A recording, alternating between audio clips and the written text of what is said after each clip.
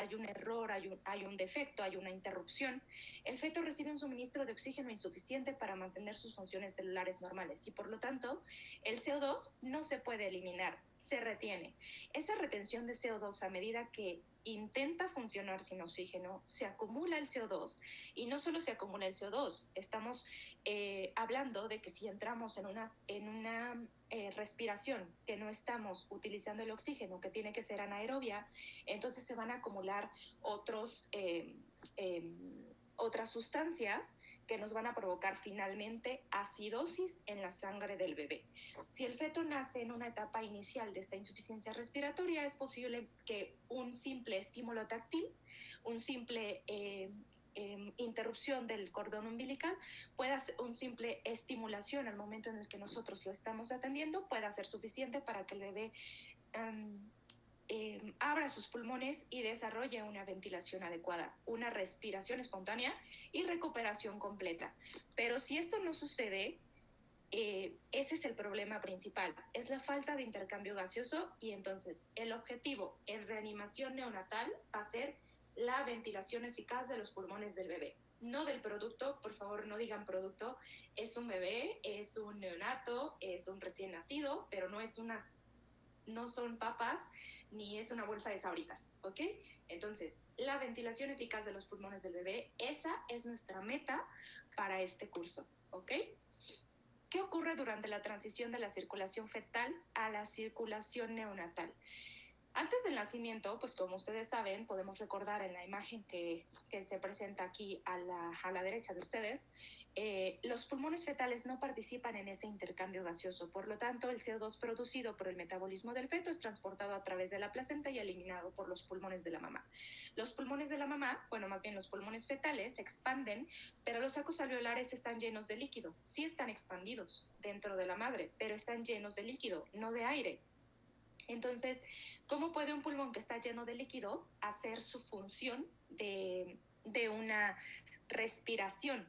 No la puede realizar. Entonces, es por eso que la transición o la circulación fetal a la circulación neonatal va a ser distinta y ese va a ser nuestro mecanismo por el cual nosotros tenemos que enfocarnos para poder restablecerla en el caso de que el bebé lo requiera al nacer. Entonces, los vasos pulmonares se encuentran contraídos, en lugar de estar llenos o dilatados, están completamente contraídos. Las resistencias vasculares pulmonares van a estar muy incrementadas. Esto va a cambiar cuando el bebé nazca, porque estas resistencias vasculares pulmonares van a disminuir y va a aumentar la resistencia sistémica. Esto con ayuda del oxígeno y entre otros cortocircuitos que se generan después del nacimiento. Imagínense que este es el cordón umbilical. Sí, es una paleta payaso, estas son las dos arterias y esta es la vena. Las dos arterias son azules, llevan sangre desoxigenada y la vena, que es la vena umbilical, que tiene tal vez una capa o es un poco más delgada, su pared es más ancha, pero su pared es más delgada, a diferencia de las arterias umbilicales, que su pared es más gruesa, pero su diámetro o su calibre es más pequeño. Entonces son dos arterias, una vena, y la vena, pues que es la boquita de la paleta payaso, la tenemos en color rojo porque es la que lleva el oxígeno a la sangre, ¿ok? Entonces, ¿qué pasa cuando el bebé nace? El bebé respira, la resistencia pulmonar disminuye y la sangre viaja hacia los pulmones. ¿Por qué? Las resistencias pulmonares estaban tan incrementadas que en esta parte que se observa, que es el tronco de la pulmonar, las ramas de las pulmonares estaban muy contraídos. Una vez que el bebé respira, da la primera bocanada de oxígeno hacia en el medio externo, ese bebé se está oxigenando y ese oxígeno genera que las resistencias pulmonares disminuyan y por lo tanto que las venas se dilaten. Al dilatarse todas las venas y todas las arterias a nivel de los pulmones, estas pueden llevar a cabo un intercambio gaseoso y ya se lleva a cabo el intercambio gaseoso dentro de los pulmones del bebé. Ya no es la circulación materna la que tiene que generarlos. Tienen que haber cortocircuitos, ya ustedes lo han revisado, que el cortocircuitos, que los shunts que tenemos de izquierda a derecha, que en este caso era el conducto arterioso o el conducto de Botali, también se conoce como conducto de Botali, Pues cuando nace el bebé se va a contraer. ¿Por qué? Porque ya la circulación se va a ir hacia los pulmones y de los pulmones va a regresar a través de las venas pulmonares hacia la aurícula derecha, hacia la aurícula izquierda, perdón, posteriormente hacia el ventrículo izquierdo y posteriormente salir hacia la aorta para oxigenar a todos los demás tejidos.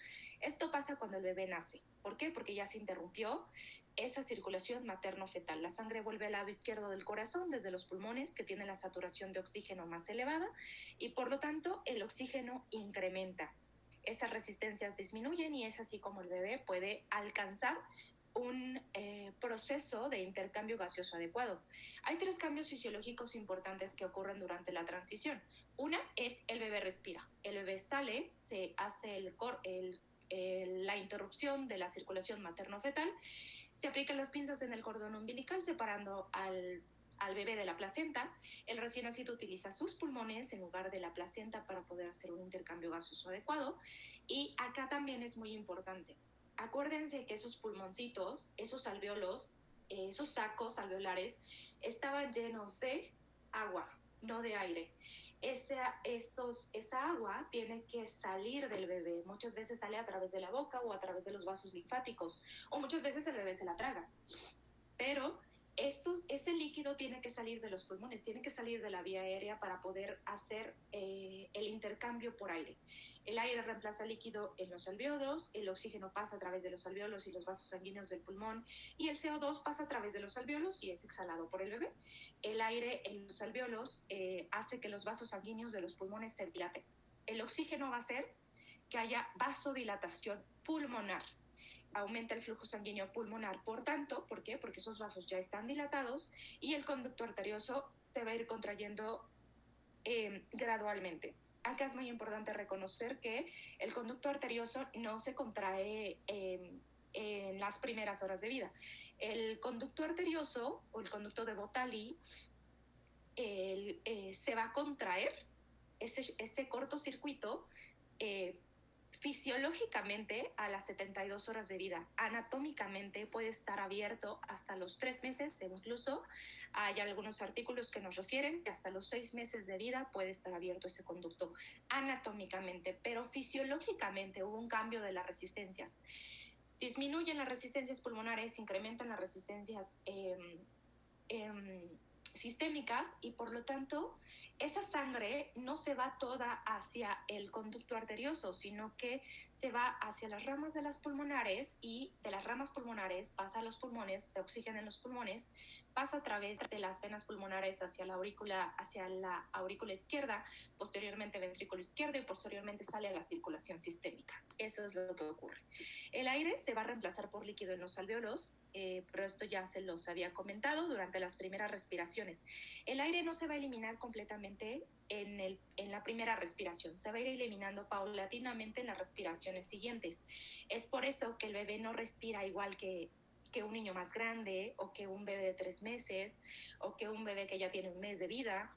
¿Por qué? Porque ese aire, esa agua que tiene, todavía ese líquido que tiene a nivel de sus sacos pulmonares, todavía se está eliminando y se elimina gradual y paulatinamente. Ahora, si tenemos un problema en que ese líquido que estaba presente en los alvéolos no se eliminó, entonces vamos a tener algo conocidísimo como taquipnea transitoria del recién nacido. ¿Por qué? Porque no pudo eliminar ese líquido e intercambiarlo por agua y el bebé tiene que incrementar su esfuerzo respiratorio para poder adecuarse a esa nueva respiración, cursando con taquipnea respiratoria, y una vez que es transitoria, se elimina esa agua, se intercambia por aire y entonces el bebé puede respirar un poco mejor. Se dilatan los vasos sanguíneos del pulmón. Esto va a ser una parte importante porque con esto se va a llevar a cabo el intercambio gaseoso. ¿Cómo responde un recién nacido ante la interrupción de una transición normal?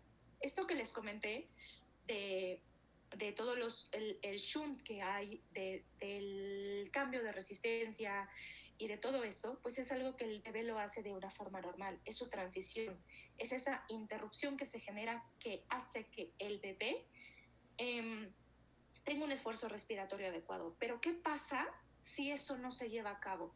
Pues primero que nada, el esfuerzo respiratorio va a ser irregular, puede ser ausente, lo podemos llamar apnea, o va a ser una respiración rápida, una respiración que no es normal. Puede ser que la frecuencia cardíaca se enlentezca, sea bradicardia, o puede ser que la frecuencia cardíaca se incremente como parte de su compensación. Puede ser que el tono muscular disminuya. ¿Por qué? Porque es un bebé que no está recibiendo oxígeno adecuado. Puede ser que la saturación disminuya precisamente porque su pulmón no está capacitado en ese momento para hacer un intercambio gaseoso adecuado y por lo tanto para poder incrementar su saturación. Y puede ser que de todo esto se conjunte y finalmente el bebé pues entra en un estado de choque o un estado en el que la presión arterial incluso va a disminuir porque ya no va a lograr hacer una compensación fisiológica normal. Entonces, este es el diagrama de flujo que quiero que ustedes conozcan, reconozcan, se aprendan, que el diagrama de flujo comienza desde antes que el bebé nazca. Asesoramiento prenatal, exposición informativa para todo el equipo de reanimación y para todo el equipo que nos va a apoyar para la verificación del equipo. Nace el bebé. ¿Qué es lo más importante cuando nace un bebé? Hacer 3 preguntas importantes. ¿Es un bebé a término? Sí, sí es un bebé a término. ¿Tiene buen tono? ¿Respira o llora? ¿Ok? Sí. Entonces, si todo esto se lleva a cabo, bueno, esta es la segunda parte no cabe el algoritmo en una sola lámina, así que lo puse en 2. Pero es para que la conozcan, la vayan reconociendo, se vayan familiarizando con ella. Aparece en su manual de reanimación en todas partes y está conformada por 5 bloques del diagrama de flujo. La primera, que es una evaluación inicial. En esta evaluación inicial, si el recién nacido puede permanecer con la madre, pues debe ser llevado con ella, y si no puede permanecer con la madre, puede ser llevado hacia un calentador o una cuna radiante para realizar más evaluaciones. Tenemos el apartado de la vía aérea, en la que después de establecer los pasos iniciales no podemos llegar a tener una respiración adecuada, por lo tanto tenemos que apoyar a esa respiración. En relación a la respiración, se administra ventilación a presión positiva para ayudar a la respiración de esos bebés que presentan apnea o bradicardia. Otras intervenciones que se pueden realizar en este bloque es la colocación de un CPAP, que es una ventilación continua de la vía aérea, y que puede ser adecuada si el bebé respira con dificultad o bien presenta baja saturación de oxígeno.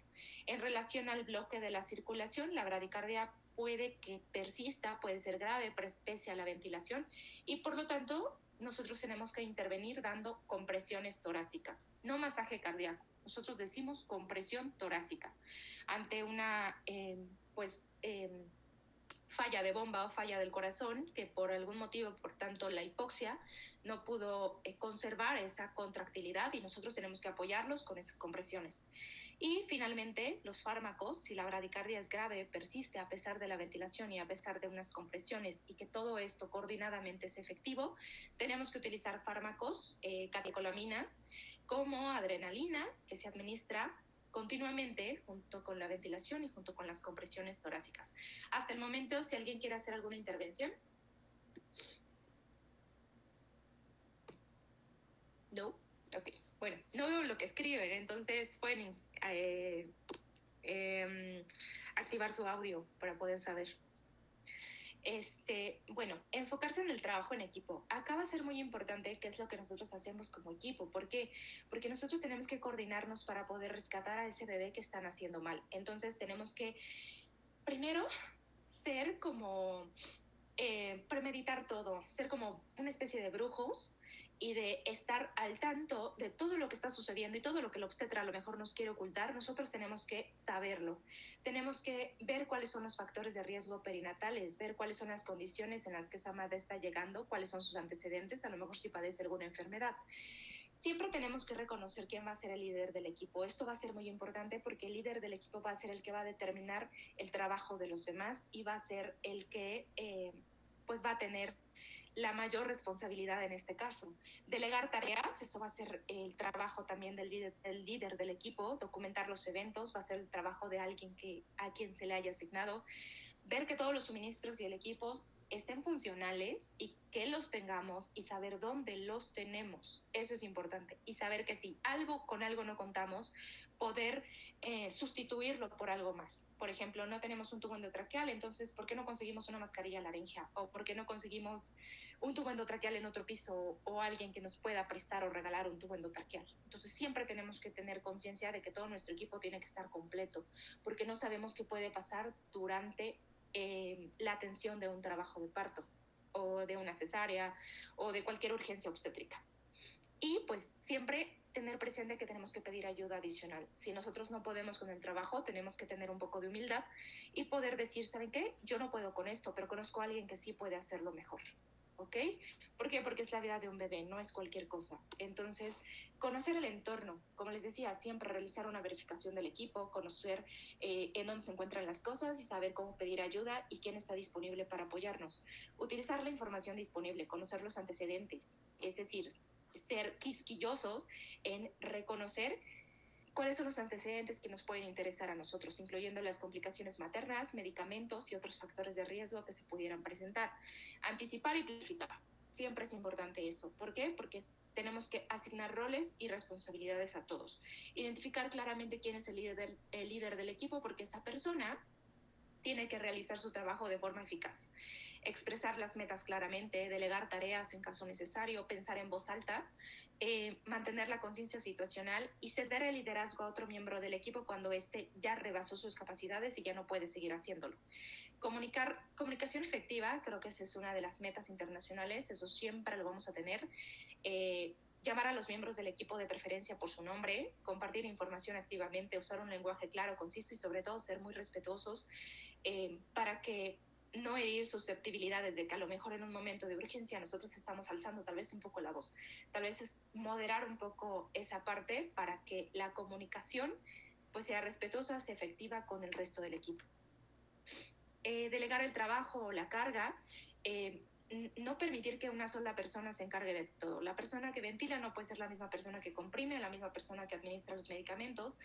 Aunque llega a suceder, sí pasa, sí tienes que ser el barrendero, el que trapea, el que saca la basura, pero siempre que tenemos un bebé tenemos que tratar de delegar lo que los demás van a hacer para que nosotros nos encarguemos de una función específica. Dirigir la atención de manera inteligente, controlar mutuamente el desempeño de las destrezas y garantizar la seguridad del paciente sobre todo. Utilizar los recursos disponibles, saber qué personal tenemos disponibles, pedir ayuda cuando sea necesario. Siempre es importante decir, ¿saben qué? No puedo, necesito que alguien me ayude con esto, ¿ok? Y mantener una conducta siempre profesional. Apoyar y promover el trabajo en equipo, respetar y valorar a todo el equipo de reanimación porque ese será nuestro equipo. Y bueno, puntos claves de este capítulo es, hay recién nacidos que no van a necesitar absolutamente nada de reanimación, que nosotros podamos intervenir en esa reanimación, pero hay recién nacidos que sí la van a necesitar, entonces nosotros tenemos que estar preparados para ello. A diferencia de los adultos, quienes van a tener paros cardíacos debido a una enfermedad cardíaca, los recién nacidos generalmente no van a tener patología cardíaca. La patología cardíaca es rara. Bueno, no tan rara en mi mundo, pero sí es rara. Entonces, suele ser resultado tal vez de una insuficiencia respiratoria, ya sea antes o después del parto. Esa insuficiencia respiratoria por un, no sé, prolapso del cordón, porque se rompió la placenta, porque hubo algo que generó esa interrupción del flujo materno-fetal.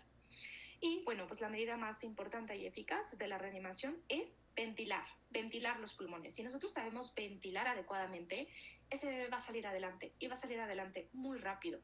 Y muy pocos recién nacidos van a requerir compresiones torácicas o medicamentos, pero tenemos que conocerlos porque cuando los lleguemos a necesitar, créanme que es mejor saberlo y no necesitarlo que necesitarlo y no saberlo.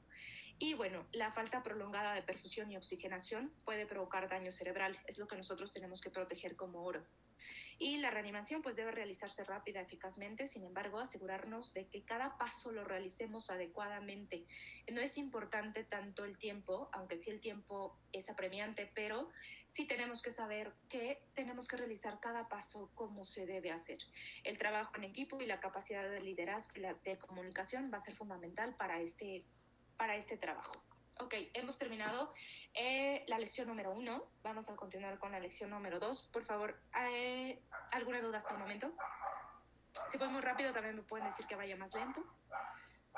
Si algo no se comprendió del capítulo pasado, lo podemos repetir sin problema.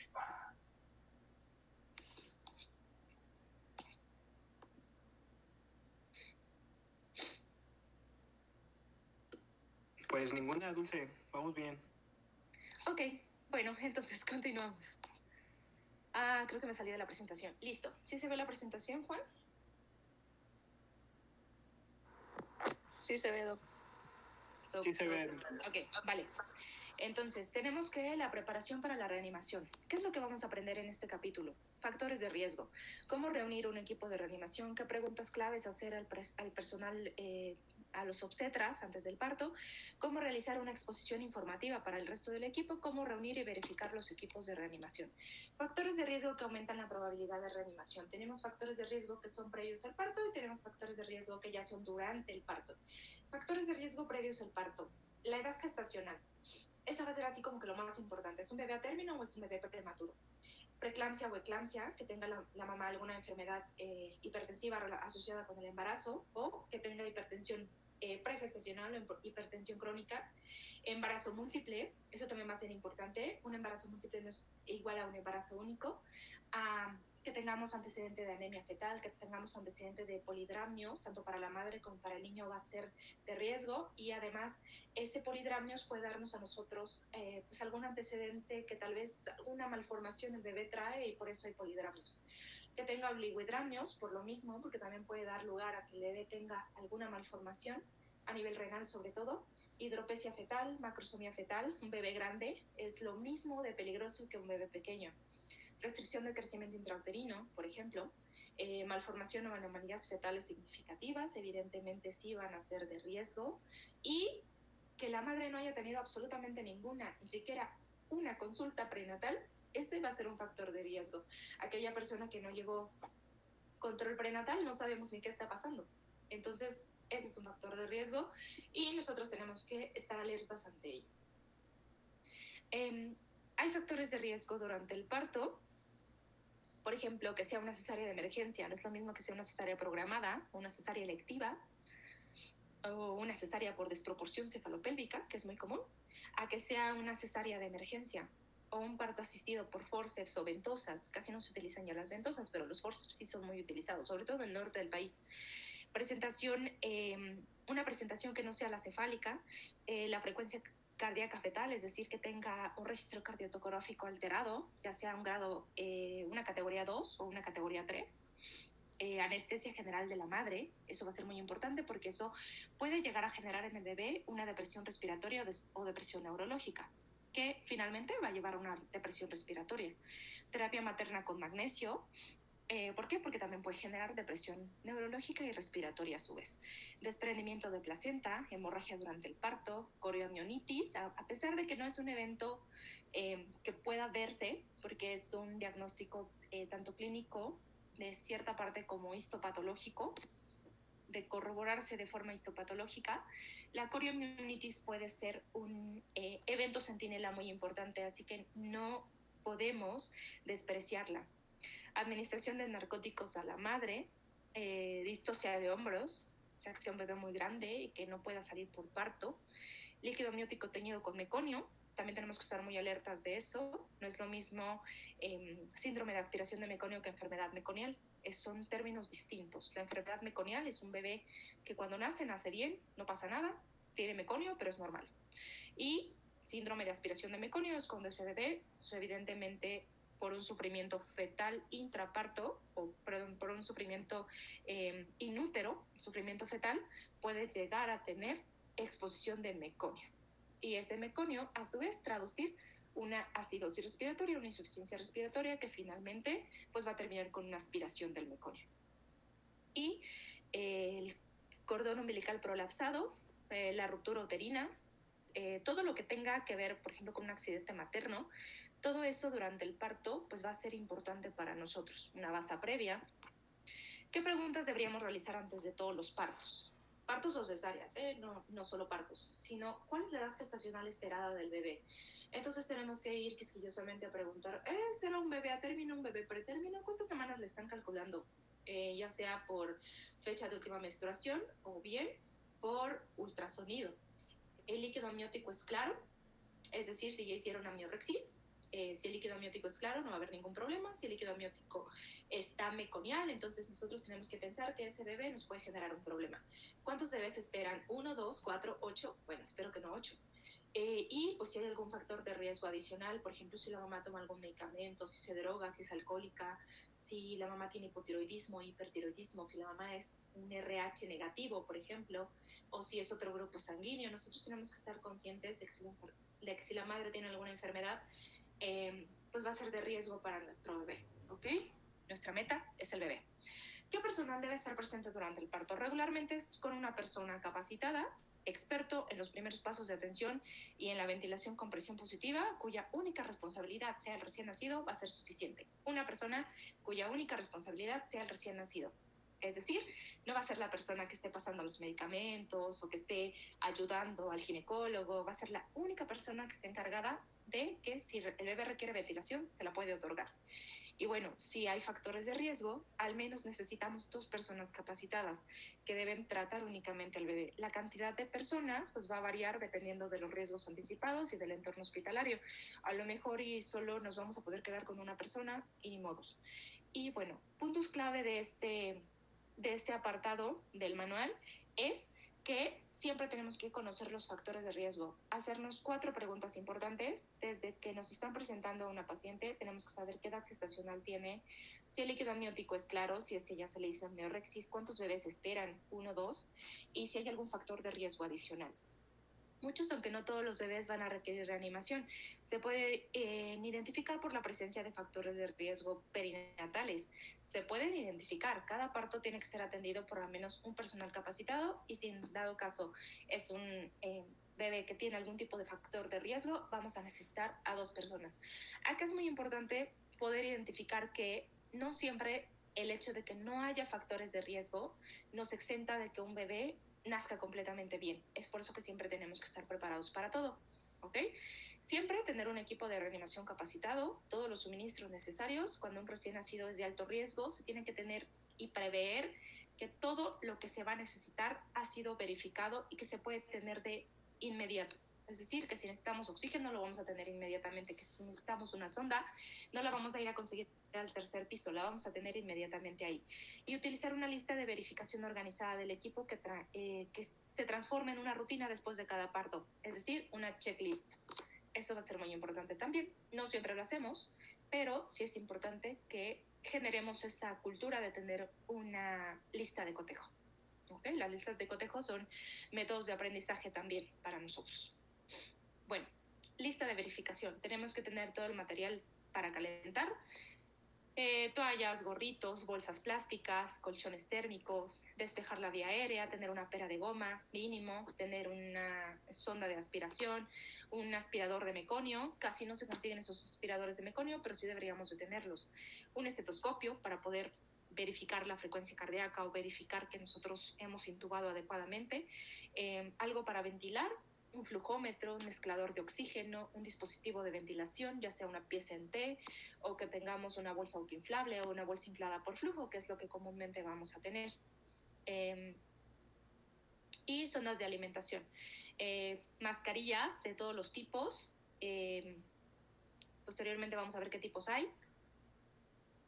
Pero siempre tenemos que tener el tamaño adecuado para lo que nosotros esperamos. Si esperamos un bebé prematuro, pues tener algo para un bebé prematuro. Si esperamos un bebé a término, pues tener algo para un bebé a término. ¿Qué tenemos para oxigenar? Oxímetro de pulso, nuestra tabla de saturación que posteriormente se las voy a presentar.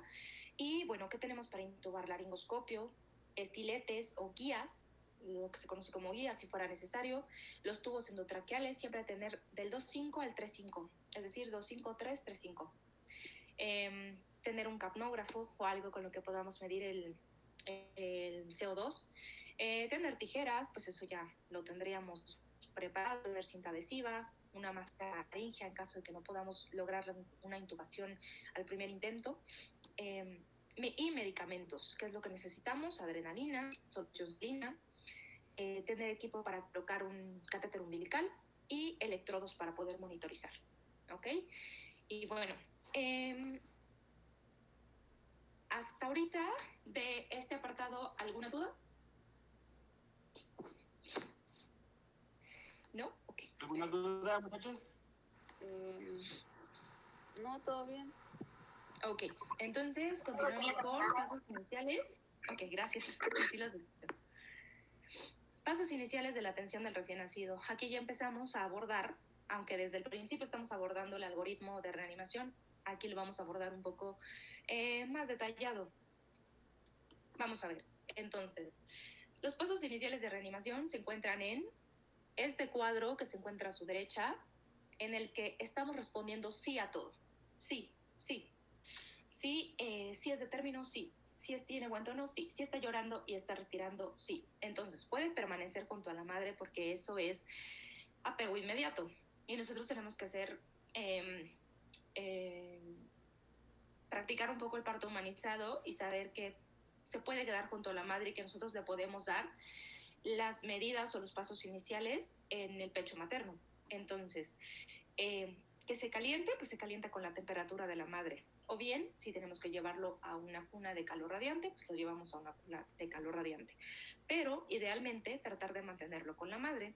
Ahí posicionar la vía aérea, despejar las secreciones en caso de que fuera necesario.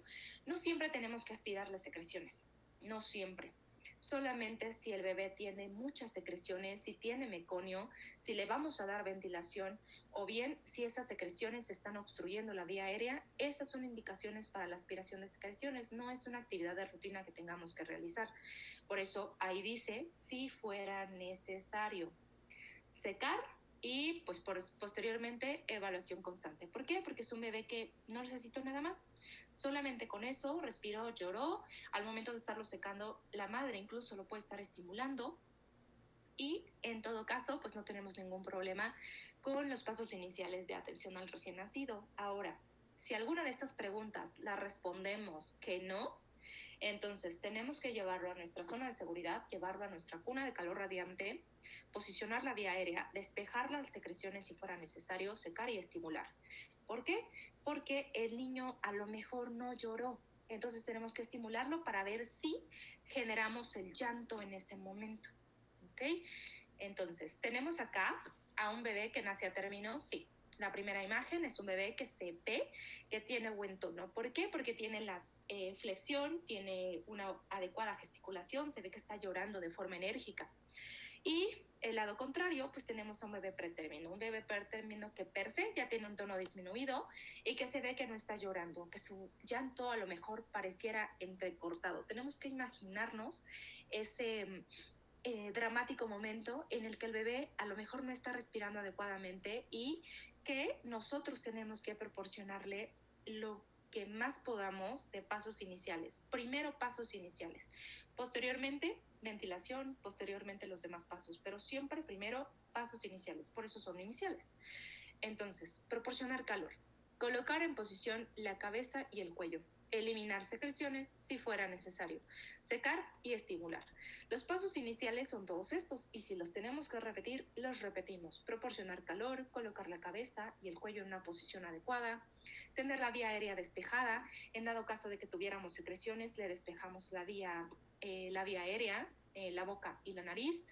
Y bueno, posteriormente secar, quitar esos paños que estén mojados porque los cambios de temperatura pueden significar algo para el bebé, algo que a lo mejor pudiera llegar a alterarlo y proporcionar una estimulación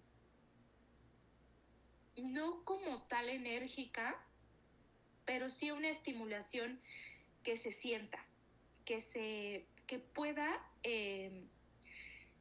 despertar el estímulo al bebé y de que el bebé posterior a esto pueda desencadenar un llanto o una respiración espontánea normal.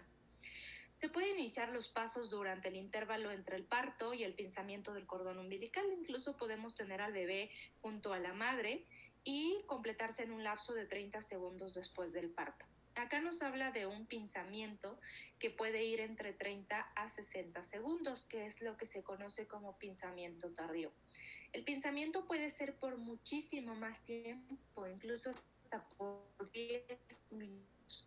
Sin embargo, la seguridad que nosotros podemos demostrar a través de investigaciones, artículos, metaanálisis, es de que es seguro entre 30 a 60 segundos. Si es un bebé pretérmino, a lo mejor nos ayude solo 30 segundos. Si es un bebé a término, a lo mejor los 60 segundos van a ser suficientes, porque esto tiene repercusión no solo en su etapa neonatal, también en su etapa de lactante. El pinzamiento tardío es importante.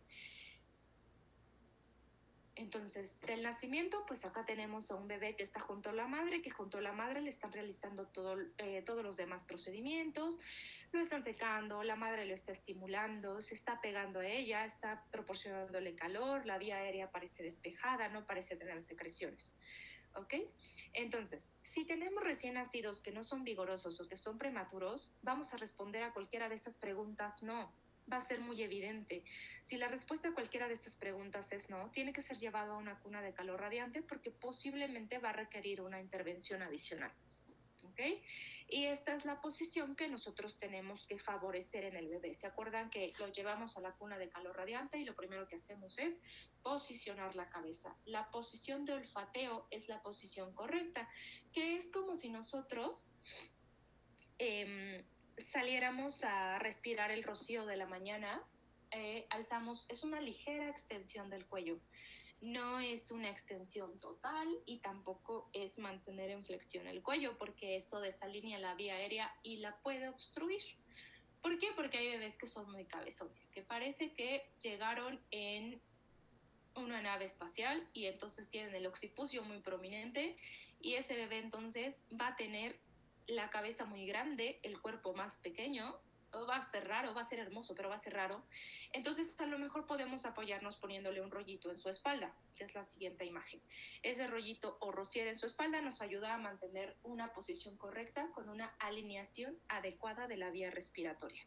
Entonces, ¿qué hacemos seguido de esto? Si el bebé tiene meconio, le vamos a aspirar las secreciones. Si el bebé tiene muchas secreciones, le vamos a aspirar las secreciones. Si lo vamos a ventilar, le vamos a aspirar las secreciones. Acuérdense que primero va la boca y luego va la nariz. Boca, nariz.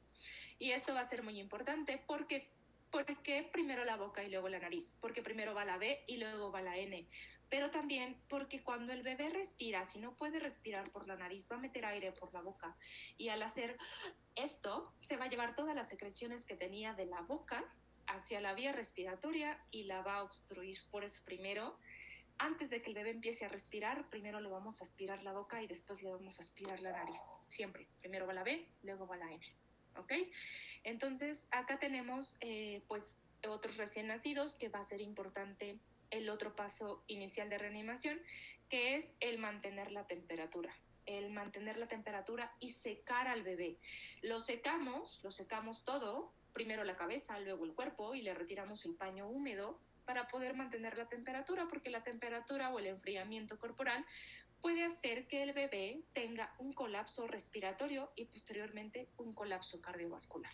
Entonces, ¿cómo evaluamos la respuesta al recién nacido a nuestros pasos iniciales? En primera, si tenemos un bebé que a lo mejor no respiró completamente al nacer, con nuestros pasos iniciales respira. Y entonces lo importante es que mantenga una respiración adecuada, un esfuerzo respiratorio adecuado, que no sea una respiración jadeante o entrecortada, que tenga una frecuencia cardíaca adecuada. Si recordamos, nuestra frecuencia cardíaca óptima tiene que ser por arriba de 100. Evidentemente, si nuestro bebé tiene de 120 a 160, es una frecuencia cardíaca adecuada, pero mientras tanto nuestro bebé tenga una frecuencia cardíaca por arriba de 100, está dentro de lo normal.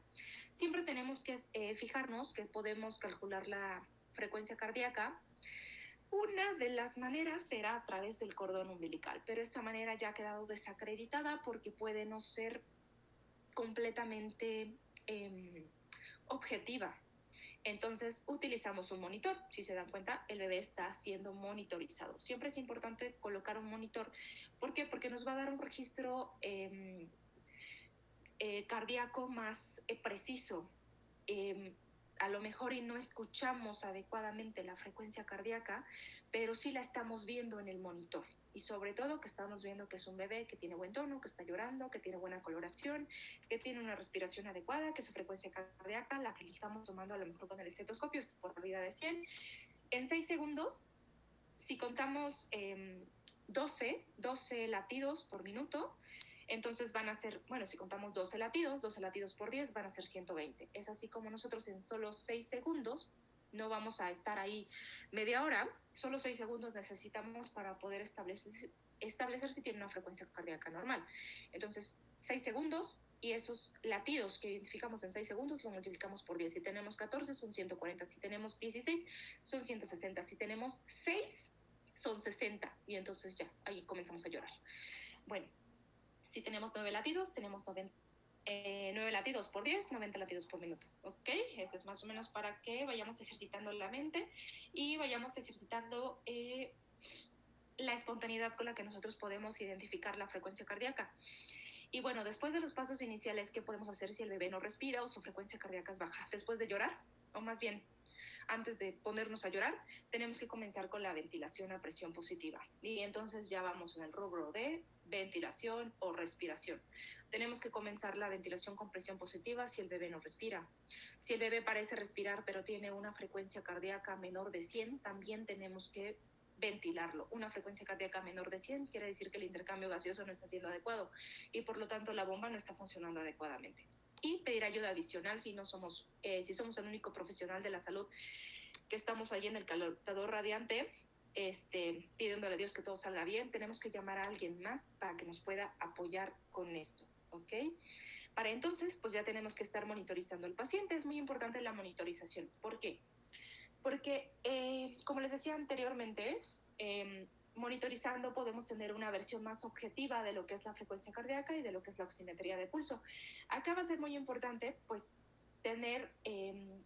saber cuáles son las indicaciones para poder dar una oximetría de pulso. Aquellas indicaciones son, por ejemplo, la necesidad de reanimación. Si vamos a reanimar a un bebé, forzosamente tenemos que monitorizarlo. Si vamos a confirmar que a lo mejor el bebé, como en este caso, parece que tiene acrocianosis, en este caso, en el caso de la imagen, tenemos que corroborar nosotros con una oximetría de pulso para saber si esa acrocianosis está correspondiendo a una saturación baja para sus minutos de vida. Cuando suministramos oxígeno suplementario, también tenemos que darlo. Ay, perdonen.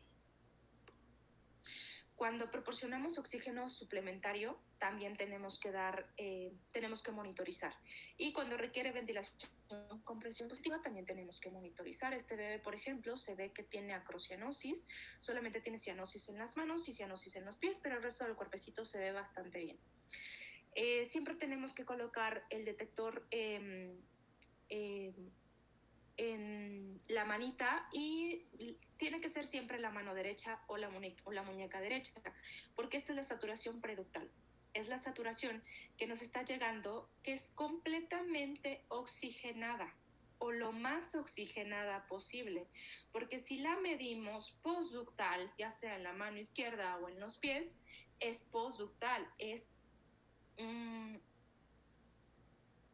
una saturación que todavía está posterior al shunt, a ese cortocircuito de izquierda a derecha, y por lo tanto podemos tener una sangre mezclada entre sangre oxigenada y sangre desoxigenada que finalmente nos puede dar una saturación más baja. Por eso siempre tenemos que tomarla preductal, o sea, mano derecha o muñeca derecha, ¿ok? Y bueno, acá tenemos una carta, es una carta de la saturación objetiva de los estudios que se han realizado y se ha comprobado que un bebé inútero, por la circulación que ya les había comentado previamente, la circulación fetal, no va a tener una saturación del 100%.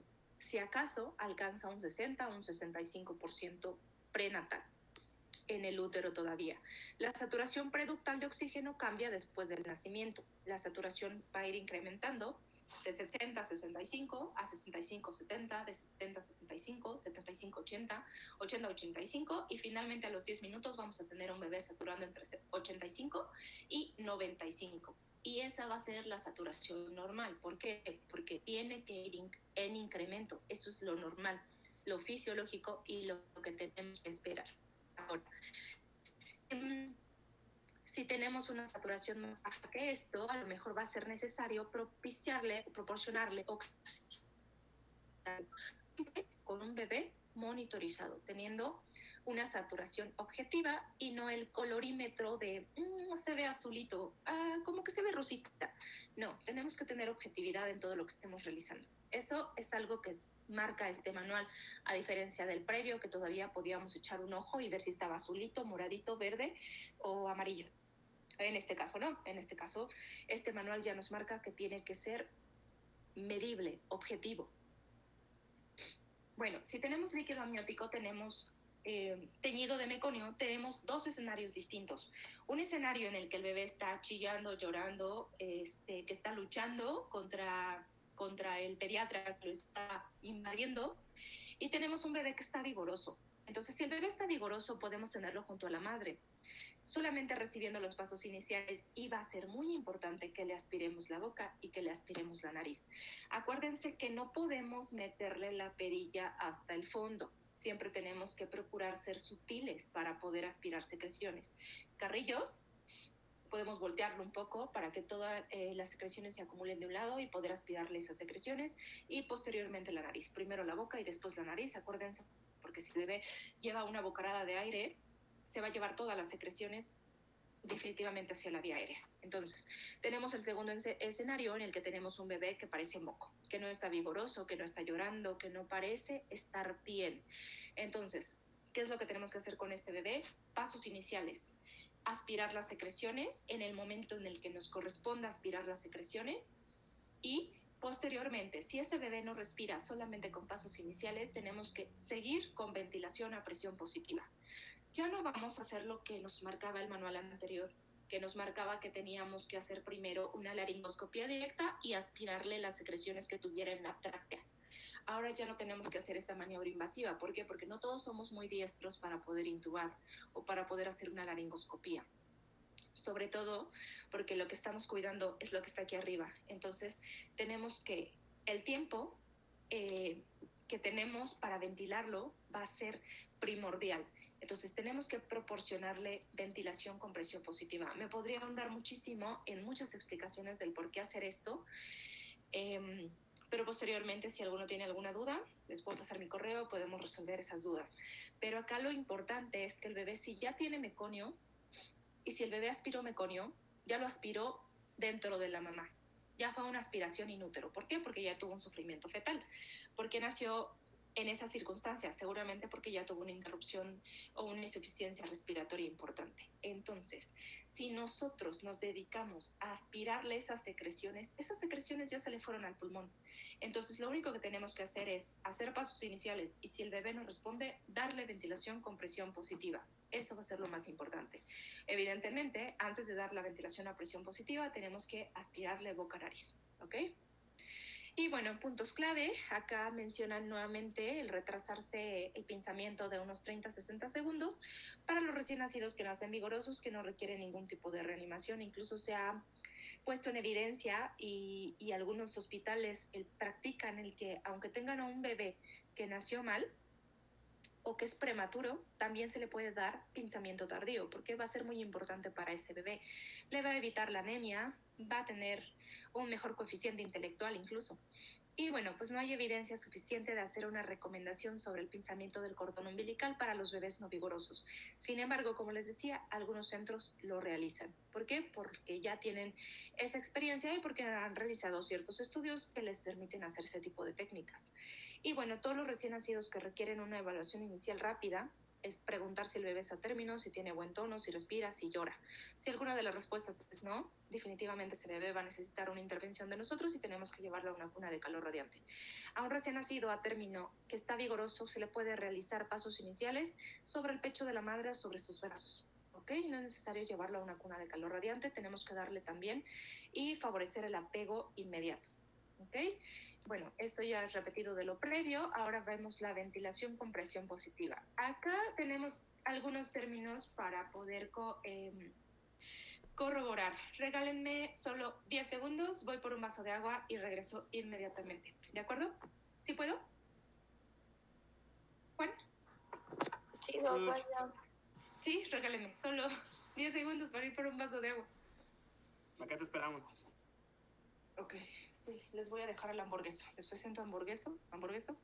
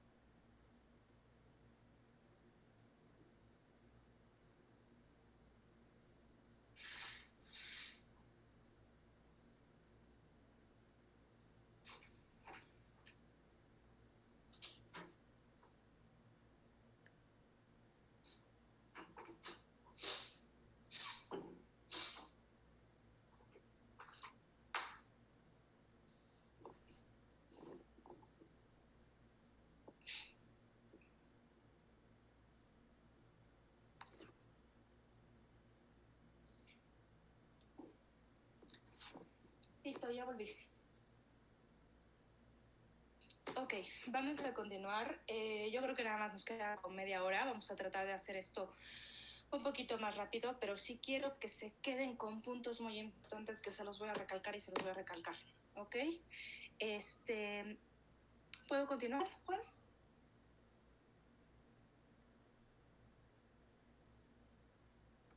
Sí, Dulce. Órale, va. Ay, me golpeé. Bueno, la presión, tenemos que saber algunos términos que vemos en ventilación. ¿Qué son la presión inspiratoria a pico? ¿Qué es la presión inspiratoria a pico? Es esto. Es la presión más alta administrada con cada respiración. Hagan de cuenta que ese globo es el alveolo, ¿ok? Y tenemos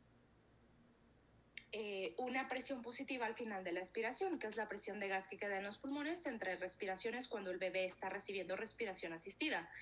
Imagínense que este es el pulmón del bebé, o más bien este es su alveolo. Tenemos un alveolo que está completamente lleno y un alveolo que está colapsado. El PEP es esto. Es esa cantidad de aire que queda en el alveolo sin llegar a colapsarse completamente.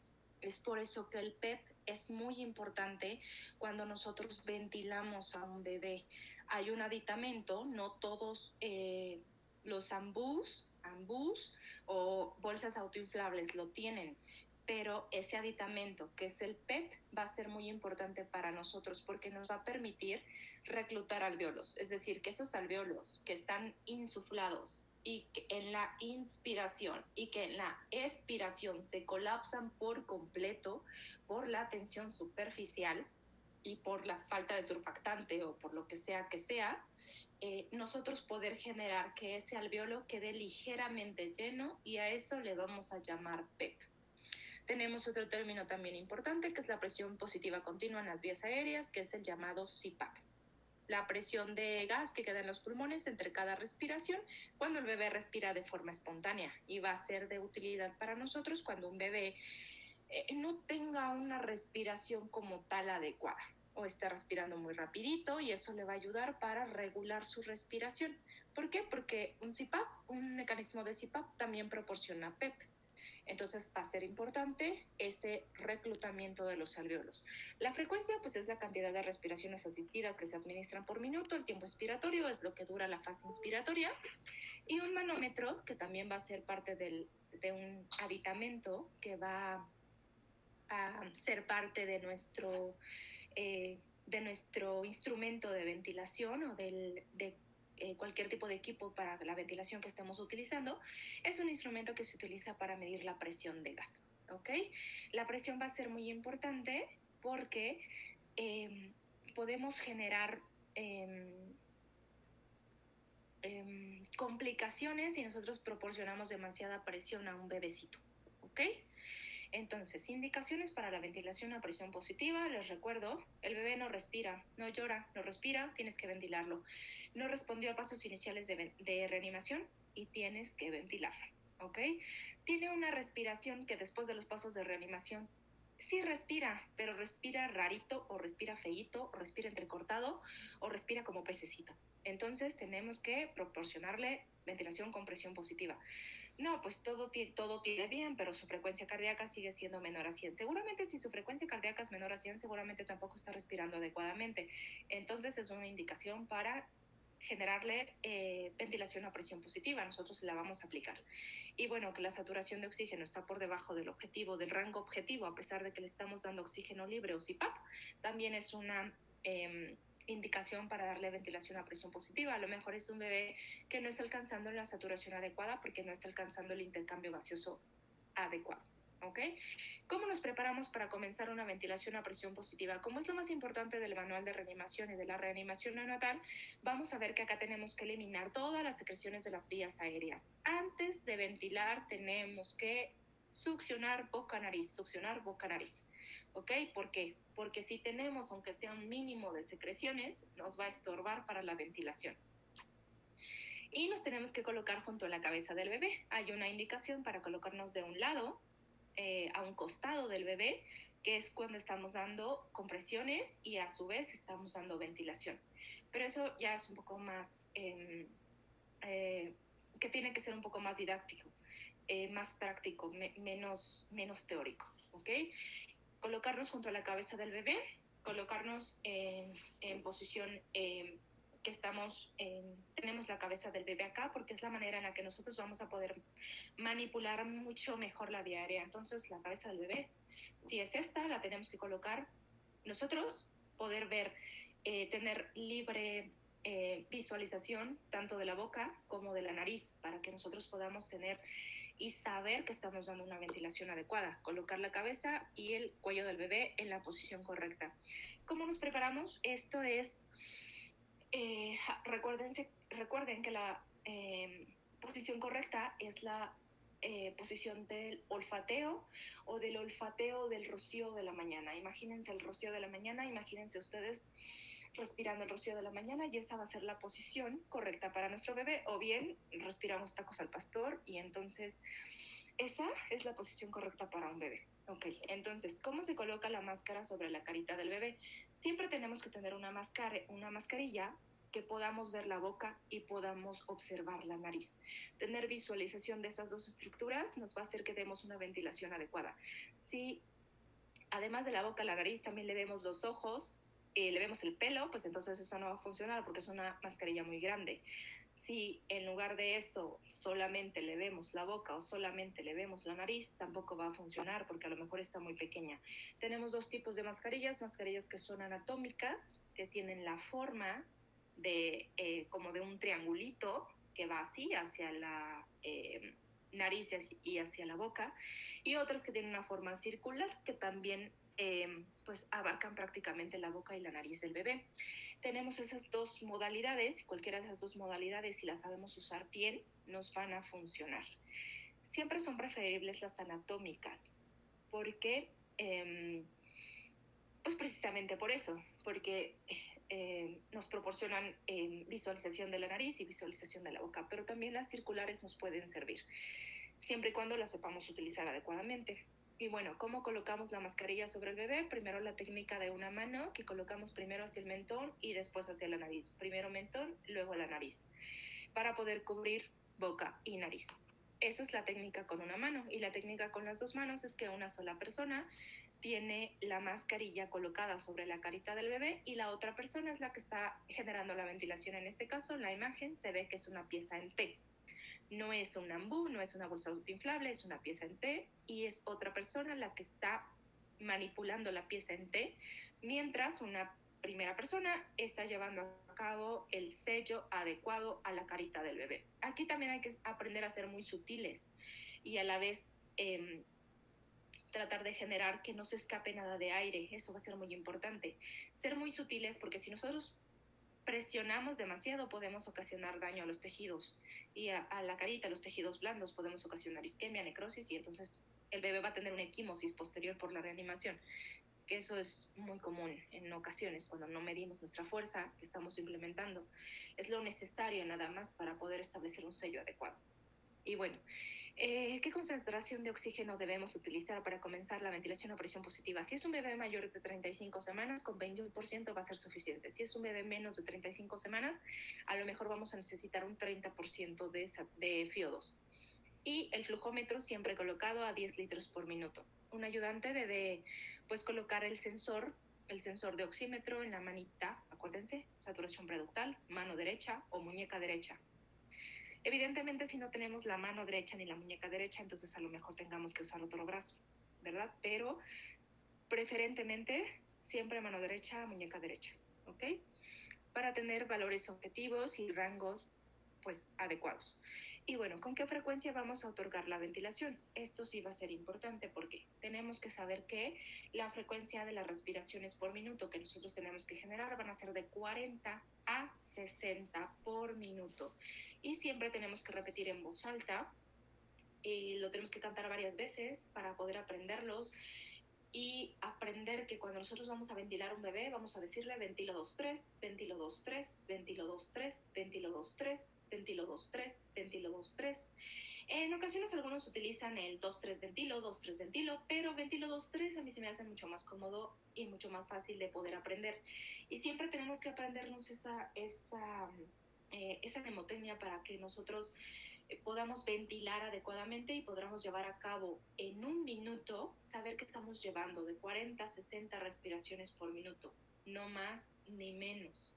¿Por qué? Porque eso va a ser lo ideal y lo adecuado para poder restablecer la respiración de un bebé, ya sea con una bolsa autoinflable o con una respiración o con un reanimador de pieza en T.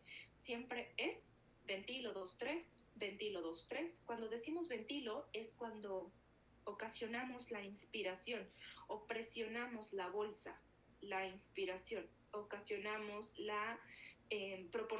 la presión positiva. Y 2-3, estamos ocasionando el momento de la expiración, que es el momento en el que soltamos la bolsa. En ese caso, deberíamos de tener un aditamento que se llama PEP, que es el aditamento que nos va a servir para que cuando nosotros hagamos esa expiración, nuestro alveolo no se colapse por completo. Y ahí tenemos nuevamente ventilo 2-3, ventilo 2-3, ventilo 2-3, ventilo 2-3, ventilo 2-3 y repetirlo, y repetirlo, y repetirlo, ¿ok? Van a soñar con ventilo 2-3 esta noche. Bueno, ¿cuánta presión se debe utilizar para ocasionar una presión positiva adecuada? Más o menos entre 20 y 25. Si es un bebé que es un poquito más grande, si es a término, por ejemplo, o más grandote, más robusto, a lo mejor para poder vencer la resistencia del tórax vamos a necesitar de 30 a 40. Una bolsa autoinflable, si no le ponen el seguro, o si más bien, si no le ponen el seguro o si no presionan de más la válvula, solamente nos va a dar hasta 40 centímetros de agua, no nos va a dar más, porque tiene una válvula de seguridad que no permite darnos mucha más presión. ¿Por qué? Porque podemos ocasionar lesión pulmonar, barotrauma, neumotórax. Ok, entonces luego de las respiraciones iniciales, a lo mejor podemos disminuir un poquito más la presión porque ya vencimos esa primera resistencia. Y bueno, pues administrar el PEP se inicia en 5. El PEP nunca lo disminuimos. Desde que iniciamos la ventilación de un bebé, si lo iniciamos en 5, se queda en 5. A lo mejor puede evolucionar a 6, pero nunca disminuir a 4. Si tenemos el PEP en 5 y tenemos un bebé que vamos o que vamos a mantener intubado, que lo tenemos con un PEP de 5, lo tenemos que mantener con un PEP de 5 toda la vida, ¿ok? Y bueno, ¿cómo evaluamos la respuesta del bebé a la ventilación a presión positiva? Con la frecuencia cardíaca. Si el bebé está respondiendo a la frecuencia cardíaca, quiere decir que estamos llevando a cabo una ventilación adecuada.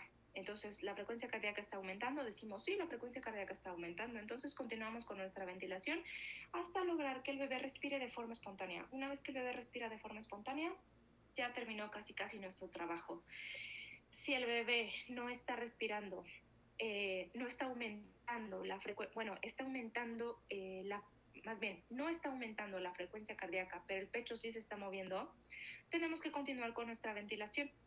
15 segundos más para poder establecer que la frecuencia ya haya subido en ese periodo de 15 segundos más. Y si de plano la frecuencia cardíaca no está aumentando y el bebé no se ve que esté moviendo el pecho, entonces tenemos que proceder a los pasos de corrección de la vía aérea, que son estos, es Mr. Sopa.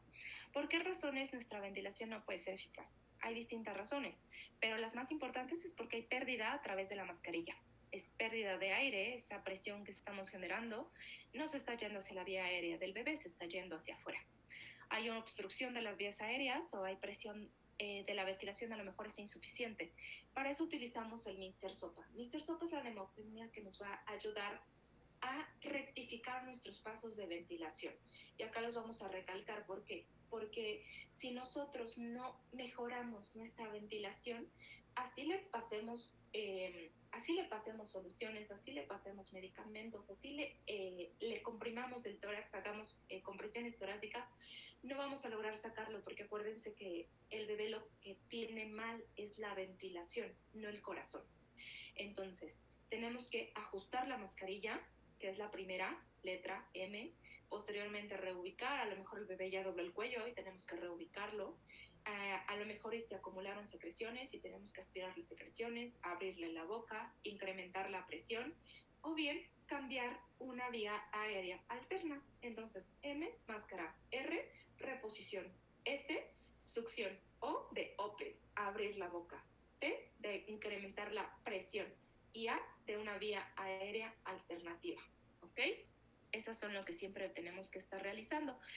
Y bueno, hay algunas indicaciones para la colocación de una sonda orogástrica. La colocación de una sonda orogástrica se realiza cuando llevamos un tiempo ventilando.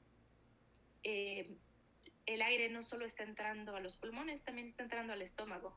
Entonces, liberar un poco el estómago nos va a ayudar a tener menos obstrucción del tórax para que nosotros sí podamos seguir ventilando adecuadamente.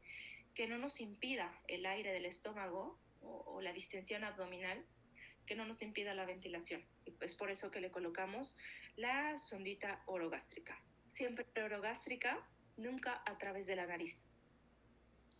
Y bueno, vías aéreas alternativas, llegamos al momento en el que tenemos que implementar una vía aérea alternativa, un tubo endotraqueal o una mascarilla laringea, y por eso pues tenemos que conocer estructuras que ustedes ya las han revisado, que son estructuras anatómicas, que nosotros tenemos que aprender a diferenciar. La recomendación que les puedo ofrecer en este momento es que ustedes puedan ver videos de intubación en recién nacidos, para que ustedes puedan identificar cuáles son las estructuras que van a ver, porque cuando metemos el laringoscopio por primera vez parece que estamos viendo, no sé, una gelatina y no estamos viendo realmente nada. Entonces tenemos que poder diferenciar las estructuras, encontrar la epiglotis para que posteriormente nosotros se nos presente, así como magia, se nos presente la vía aérea y podamos intubar de una forma fácil. Podemos ver las cuerdas vocales que también parecen un triangulito, que se ven como blanquitas, y podemos ver incluso el cartílago de la tráquea si nosotros pues, logramos tener una visualización adecuada. Pues para eso necesitamos todo el material que previamente ya habíamos conjugado, que es un laringoscopio, hojas de laringoscopio. Acá hay algo muy importante porque acá nos dice que la hoja número 1 es para los bebés a término. La hoja número 1 es del tamaño de mi celular, así, grande, es muy grande. Sí es para un bebé a término, pero la verdad es que con una hoja del 0 alcanzamos perfectamente bien a un bebé a término, y con una hoja del doble 0 alcanzamos a un bebé prematuro. Los diámetros de los tubos ya les había comentado, 2,5, 3, 3,5, dependiendo de la edad y del peso del bebé. Si es un bebé muy pequeño, pues va a ser el tubo más pequeño que nosotros podamos conseguir. Si es un bebé de entre 28 y 34 semanas, con un tubo 3 va a ser necesario. Y si es un bebé de mayor de 2 kilos o más de 34 semanas, un tubo 3,5 va a ser suficiente. ¿Ok? Entonces, para poder intubar siempre tenemos que tener en cuenta que tenemos que tener el mango lo más proximal posible hacia la boquita del bebé, porque si lo agarramos muy lejos, a lo mejor nos va a costar maniobrar. Y acá es muy importante que la técnica nunca hagamos este palanqueo, siempre tenemos que ir hacia adelante, como si quisiéramos ir hacia el hombro del bebé, ¿ok? O como si quisiéramos ir a sus extremidades inferiores. Nunca hacia arriba o palanquear, porque entonces no vamos a ver nada. La vía aérea nos va a quedar muy anterior, muy arriba, entonces no vamos a lograrla ver de frente. Vemos acá las estructuras y podemos proceder a la intubación. Intubamos con una hoja de laringoscopio Miller, que es una hoja recta, y con esa alcanzamos perfectamente bien. Con una del 0 alcanzamos perfectamente bien la vía aérea de un bebé a término, y con una doble 0 la de un bebé prematuro. ¿Ok? ¿Qué tanto vamos a introducir el tubo? Lo vamos a introducir. Hay distintas maneras de poder calcularlo. Una de las más comunes que se mencionaban en la edición anterior de este manual es a través del peso. Calcular o aproximar el peso del bebé y sumarle 6. Es decir, si el bebé pesa 3 kilos, entonces el tubo debe quedar en el número 9. La otra es con el diámetro del tubo, el diámetro interno del tubo. Si el tubo es un tubo 3, la distancia va a quedar número 9. Es decir, 3, multiplicarlo por 3 o 2,5 multiplicarlo por 3, o 3,5 multiplicarlo por 3. Siempre multiplicarlo por 3. Esa es una forma. Y la otra, que es la que nos marca este manual, que es la forma más objetiva de poder introducir el tubo, de la distancia a cual la vamos a dejar en la boquita, es medir del tabique nasal hacia el trago y le sumamos 1. Si nos da, como en la figura se ve que nos da 9, le sumamos 1 y entonces el tubo debe quedar en el número 10. ¿Ok? Acá tenemos más o menos las distancias a las cuales debe de quedar de acuerdo al peso, pero memorizar esto es muy difícil. Entonces, por eso utilizamos otras estrategias para poder hacerlo. Siempre tenemos que fijar nuestro tubo y también tenemos que corroborar que haya quedado en la vía aérea. Una de las formas en las que podemos corroborar que quedó en la vía aérea, que vemos la expansión torácica. La otra es que vemos que mejora la saturación.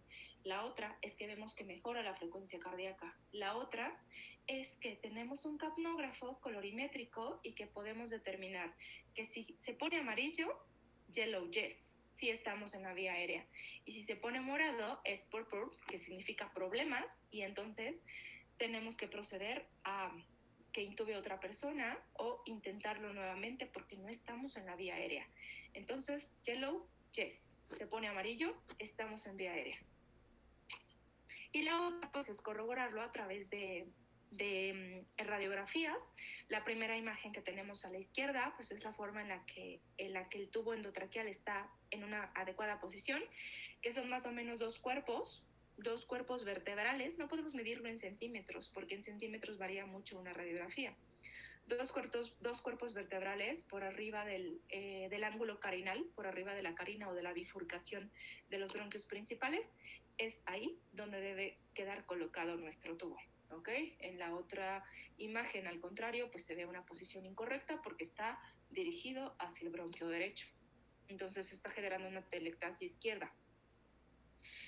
¿Qué pasa si tenemos un deterioro repentino después de la intubación? Quiere decir que a lo mejor el tubo se desplazó, que a lo mejor el tubo está obstruido por secreciones, que a lo mejor generamos un neumotórax que no estábamos previendo, o que le dimos demasiada presión y generamos un neumotórax, o bien que está fallando el equipo. Nuestro equipo no está bien, a lo mejor la toma de oxígeno, la toma de aire, el ventilador no está funcionando adecuadamente.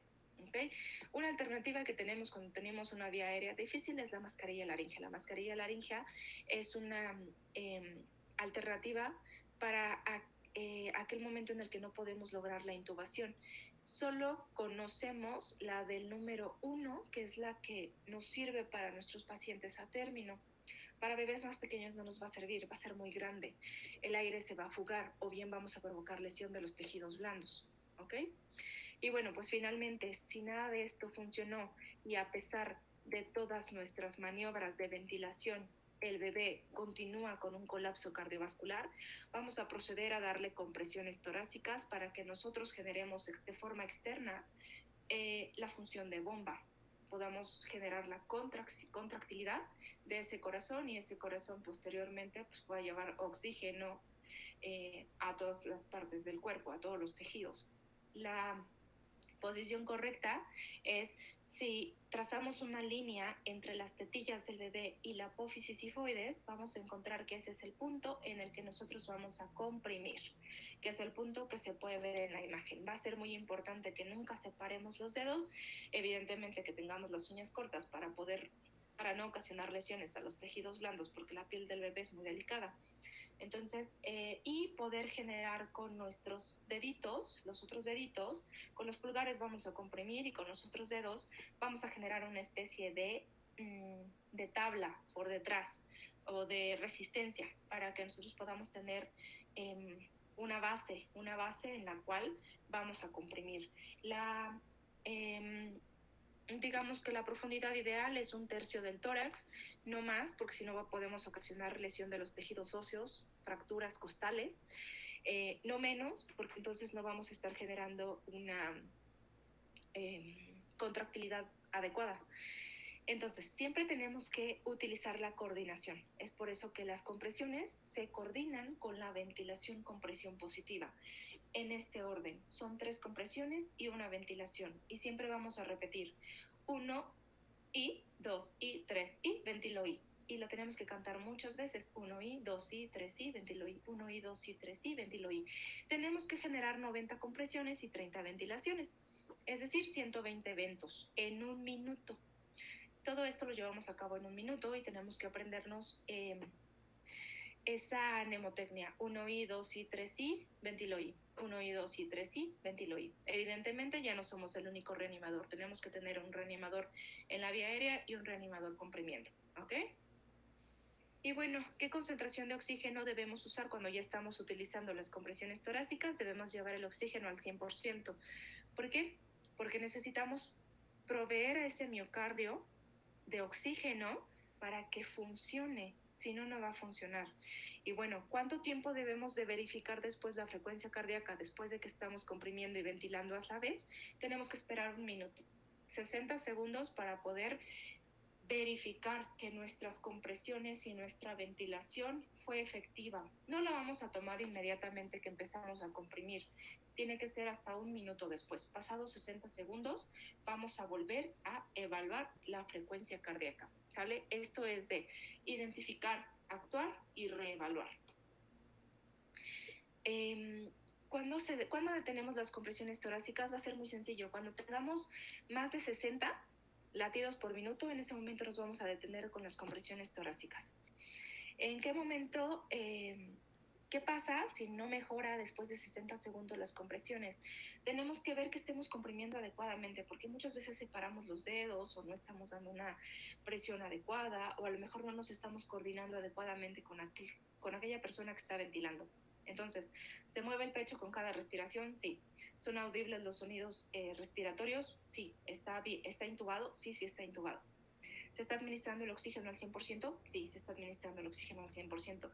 ¿La profundidad de las compresiones son adecuadas? Sí, son adecuadas. ¿Es correcta la frecuencia de las compresiones? Es decir, estamos 1I, 2I, 3I, ventilo I, 1I, 2I, 3I, ventilo I, 1I, 2I, 3I, ventilo I. ¿Y están bien coordinadas las compresiones y las ventilaciones? Si todo esto estamos haciendo bien, quiere decir que tenemos que pasar al siguiente punto, que son la administración de medicamentos. ¿Por qué? Porque a pesar de eso no mejora la frecuencia cardíaca. La frecuencia cardíaca sigue por debajo de 60. No podemos detener las compresiones, no podemos detener la ventilación y tenemos que generar que esa función de bomba sea adecuada. Por lo tanto, utilizamos adrenalina como estimulante cardíaco y vascular. Y bueno, la adrenalina, pues, ¿cuándo la vamos a utilizar? Cuando la frecuencia cardíaca siga por debajo de 60, aunque tengamos una ventilación adecuada y compresiones adecuadas con oxígeno al 100%. A pesar de eso, no estamos generando que nuestro corazón se mueva. Entonces tenemos que forzarlo un poquito con medicamentos. ¿Cómo la vamos a administrar? Tenemos distintas vías de administración de la adrenalina, que son intravenosa, que es la vía adecuada, preferida, ideal.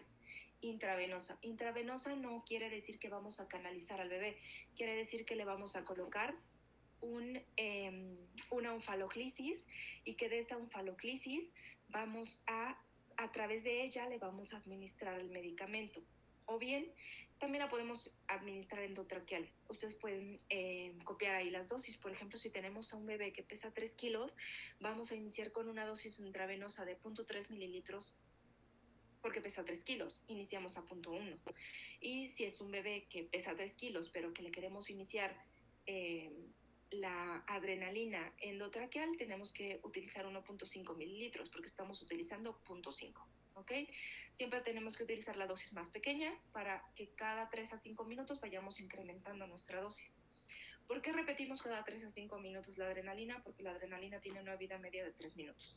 Entonces, si en esos 3 minutos ya sobrepasó la vida media y no mejoramos con la frecuencia cardíaca, entonces tenemos que administrar una segunda dosis o una tercera dosis.